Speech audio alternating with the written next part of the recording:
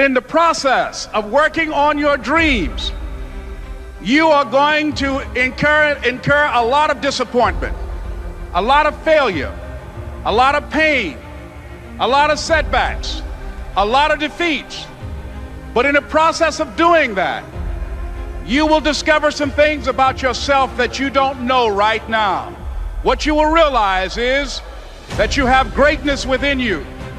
What you'll realize is that you're more powerful than you can ever begin to imagine. What you will realize is that you're greater than your circumstances, that you don't have to go through life being a victim. As Jack indicated, I was born in Miami, Florida, in an area called Liberty City, in an abandoned building on a hard linoleum floor with my twin brother. We were 6 weeks of age. We were adopted. When I was in 5th grade, I was identified as EMR, labeled educable, mentally retarded, put back from the 5th grade into the 4th grade, and stayed in that category until I got out of high school. I don't have any college training, but I met a high school teacher who one day changed my life. I was waiting on another student, and when he came in, he said to me, "Young man, go to the board and write what I'm about to tell you." And I said, I can't do that, sir. He said, "Why not?" I said, "I'm not one of your students." He said, "It doesn't matter, follow my directions now." I said, "I can't do that, sir." He said, "Why not?" I said, "Because I'm educable, mentally retarded." And he came from behind his desk and he looked at me. He said, "Don't ever say that again. Someone's opinion of you does not have to become your reality." I'm saying this is a time more than ever that you want to begin to inoculate yourself with positive words, coming to conventions, showing up on meetings, being on the calls, to make yourself unstoppable, to get out of your mind the polluting negative thoughts that's causing most people to go through life being stuck because they're volunteer victims. Somebody said that many people die at age 25 and don't get buried until they're 65 because they got so much garbage in their minds. You are here because you've got a clear vision of what you want and where you're going. Give yourselves a round of applause. Don't worry if they don't get it. Don't try and convince people to do this business. A person convinced against their will is of the same opinion still. You are not like everybody else. You can walk outside and find pigeons, but if you're looking for eagles, it's going to take you a minute. You are different. It's lonely at the top. How many of you know it's lonely at the top? Raise your hands.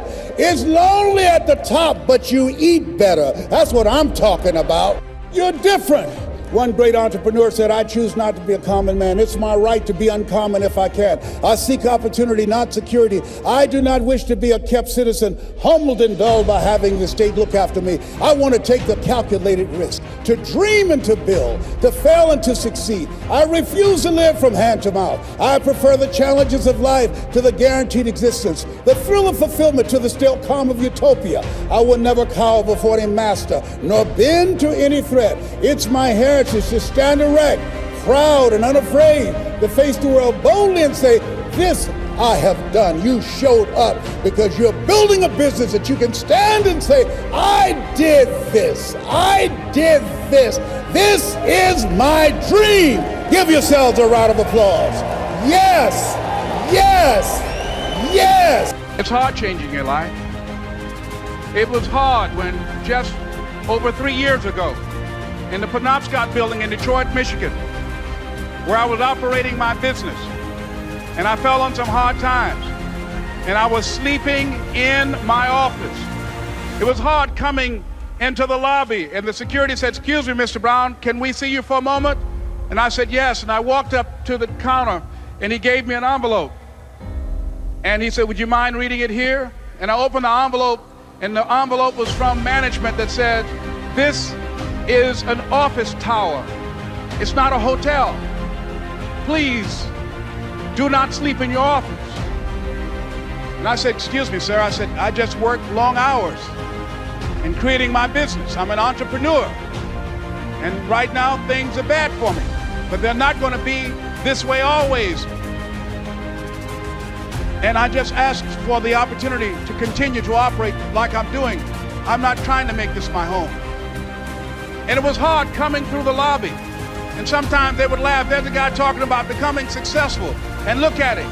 He's bathing in the bathroom upstairs on the 21st floor. He sleeps on the floor. Him and two other dreamers up there. Look at him. It was hard, ladies and gentlemen, coming to speak to people. And I was facing financial difficulties in my own life. I was behind on my bills and my dreams, and I'm saying to them, you can live your dream. It was hard, ladies and gentlemen. It was very difficult to pick myself up each day believing that I could do it. There were times that I doubted myself. I said, God, why is this happening to me? I'm just trying to take care of my children and my mother. I'm not trying to steal or rob from anybody. Why did this have to happen to me? It was very hard. And here's what I want to say to you. For those of you that have experienced some hardships, don't give up on your dream. No one could have convinced me by holding on, by continuing to push forward, by continuing to run toward my dream, that one day I would have my own talk show. It's a long shot, ladies and gentlemen, from Liberty City, an abandoned building on a floor, never knowing my mother or father. It's a long shot. Being here with you today in this dome in Atlanta, it's a long shot. No college training, labeled educable, mentally retarded, but I kept running toward my dream. Don't stop running toward your dream. Here's what I discovered that happens to you in life, that you will go through things, and while you're going through them, you can't understand why it's happening to you. But after you go through it, you get back and you look at it and you say, oh, now I understand why I needed that lesson. Have it ever happened to you? Raise your hand. Has it ever happened to you that I couldn't understand it then, but after I got through it, then I saw that was preparing me for bigger and better things. That as you go through the challenges of life and you look at it and embrace whatever comes to you, don't run from it. Step toward it. Don't try and duck it like most people do. See, most people want it easy. See, if you, easy come, easy what? Easy go. See, but when you go at what you're going to deal with and you deal with the difficulties of it, when you handle those hard things close at hand, making those hard decisions right now that you don't want to make, learning those things that you don't like to do, but you know that in order for you to get where you want to go, this is one of the hoops that you have to flip through. And I'm saying to you, whatever you got to do it, because if you don't, life is going to whoop you until you surrender and say, okay, all right, I cooperate, okay, I learned, okay. It had to wear me out a long time. So if it's hard, then do it hard. You're going to focus to develop your skills. The guy was the new owner of a baseball team that was in the basement of the league when he took it over. He went to the pitcher and he said, what is your best throw? He said, well, I got a good curveball and I've got a good fastball. And he went on talking about his different throws. He said, but tell me this, what is your best throw? He thought for a moment. He said, I've got a good fastball. He said, that's all I want you to work on. Nothing else. Just develop your fastball. The next year, they went to the World Series. Most people don't know where their fastball is.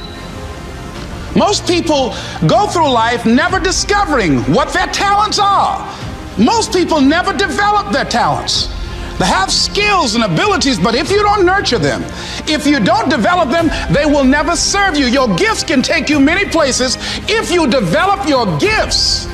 Most of us don't like to do those things that come easy to us. I've always loved to talk to people. I decided, taking this advice, to develop my skills as a speaker.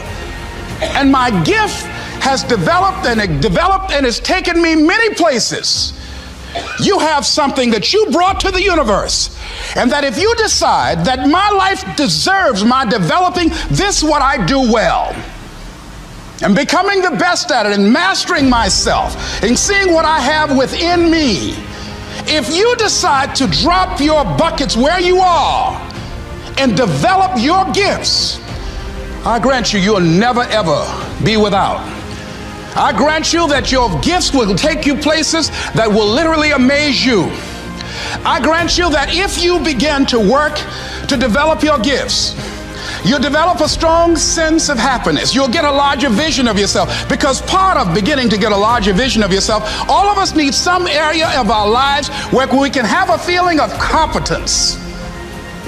That people know when they think about this area, that's something you do.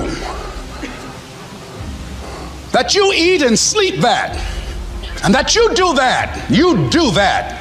And people know it. And you know it. So you've got to work on it.